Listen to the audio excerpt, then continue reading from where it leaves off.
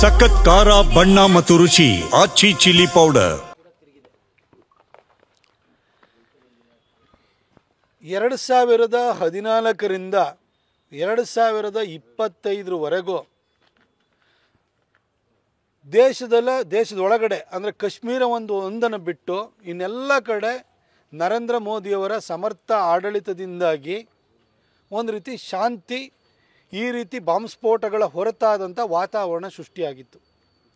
ಆದರೆ ಮೋದಿಯವ್ರನ್ನ ಸತತವಾಗಿ ಜನ ಅವ್ರು ಕೊಟ್ಟಿರುವಂಥ ಭದ್ರತೆ ಕಾರಣಕ್ಕೋಸ್ಕರ ಗೆಲ್ಲಿಸ್ತಾ ಬಂದಿದ್ದಾರೆ. ಇದನ್ನು ಸಹಿಸ್ಕೊಳ್ಳಿಕ್ಕಾಗದಲೇ ಭಾಳ ಜನ ಒಳಗಡೆ ಬೇಗುದಿಯಿಂದ ನರಳುತ್ತಾ ಇದ್ದಾರೆ. ನಾನು ಈ ವಿಷಯ ಡೆಲ್ಲಿ ಬಾಂಬ್ ಬ್ಲಾಸ್ಟ್ ಬಗ್ಗೆ ನೇರವಾಗಿ ಇಷ್ಟೇ ಹೇಳಲಿಕ್ಕೆ ಬಯಸುವಂಥದ್ದು,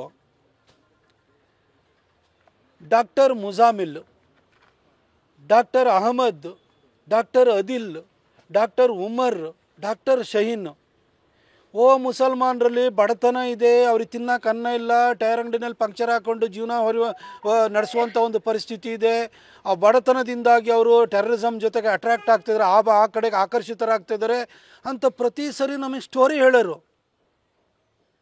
ಇವರೆಲ್ಲರೂ 5 ಜನ ಡಾಕ್ಟರ್ಸ್ ಅಲ್ರಿ, ಈಗೇನು ಸ್ಟೋರಿ ಹೇಳ್ತೀರಿ? ಇವತ್ತು ಈ ದೇಶದಲ್ಲಿ ಮುಸಲ್ಮಾನರಿಗೆ ಇರುವ ಸಮಸ್ಯೆ ಏನಂದರೆ ಅದು ಬಡತನ ಅಲ್ಲ, ಅದು ಅವ್ರ ಮನಸ್ಥಿತಿ, ಅವರಲ್ಲಿರುವಂಥ ಧರ್ಮಾಂಧತೆ, ಅದು ಇವತ್ತು ದೊಡ್ಡ ಪಿಡುಗಾಗಿ ಇವತ್ತು ದೇಶವನ್ನು ಕಾಡ್ತಾ ಇದೆ. ನಿರುದ್ಯೋಗನೂ ಅಲ್ಲ, ಬಡತನವೂ ಅಲ್ಲ. ಪುರ್ಸೊತ್ತಿಲ್ದಲೆ ಮಕ್ಕಳು ಹುಟ್ಟಿಸ್ಬೇಕಾದ್ರೆ ಆ ಮಕ್ಕಳಿಗೆ ಒಳ್ಳೆ ವಿದ್ಯೆ ಕೊಡೋಕ್ಕಾಗಲ್ಲ ಅಂತ ಯೋಚನೆ ಅವ್ರು ಮಾಡಬೇಕಿತ್ತು. ಅದನ್ನು ಬಿಡಿ, ವಿದ್ಯೆನ ಪಡ್ಕೊಂಡಿರುವಂಥ ಡಾಕ್ಟರ್ಸ್ಗಳಾಗಿದ್ದಾರೆ ಇವರೆಲ್ಲ. ಇವರು ದೇಶಕ್ಕೆ ಬಾಂಬ್ ಬಿಡ್ತಾರೆ ಅಂತೇಳಿ ಹೇಳಿದರೆ ನೀವು ಯೋಚನೆಯನ್ನು ಮಾಡಿ. ಹಿಂದೆ ಇಂಡಿಯನ್ ಮುಜಾಹಿದ್ದೀನದು ಅದರ ಉಪಟಳ ಜಾಸ್ತಿ ಆಗಿದ್ದಾಗ UPA ಸರ್ಕಾರ ಸಂದರ್ಭದಲ್ಲಿ ಅದರ ಮೇಲ್ಗಳು ಕಳಿಸ್ತಾ ಇದ್ದವನು ಯಾರು? ಅವನು ಗೂಗಲ್ ಎಂಪ್ಲಾಯಿ ಆಗಿದ್ದ, ಅವನು ಪುಣೆ ಬೇಸ್ಡ್.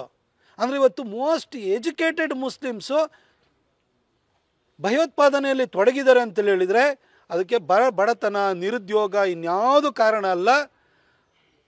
ಅವರ ಮನಸ್ಥಿತಿ, ದೇಶ ವಿರೋಧಿ ಭಾವನೆ, ಇಲ್ಲೇ ಅನ್ನ ತಿಂದು ಬೇರೆ ಕಡೆಗೆ ನಿಷ್ಠೆಯನ್ನು ಇಟ್ಕೊಂಡಿರುವಂತಹ ಅವರ ಧರ್ಮಾಂಧತೆ ಕಾರಣ ಅನ್ನೋದು ಡೆಲ್ಲಿ ಬ್ಲಾಸ್ಟಲ್ಲಿ ಬಹಳ ಸ್ಪಷ್ಟವಾಗಿ ನಮಗೆ ಗೋಚರಿಸ್ತಾ ಇದೆ. ನಾನು ಎಲ್ಲರನ್ನೂ ಕೇಳ್ಕೊಳ್ತೀನಿ, ದಯವಿಟ್ಟು ನಿಮ್ಮ ನೆರೆಹೊರೆನಲ್ಲಿದ್ದಾರಲ್ಲ ಅವ್ರ ಬಗ್ಗೆನೂ ಎಚ್ಚರಿಕೆಯಿಂದ ಇರಿ.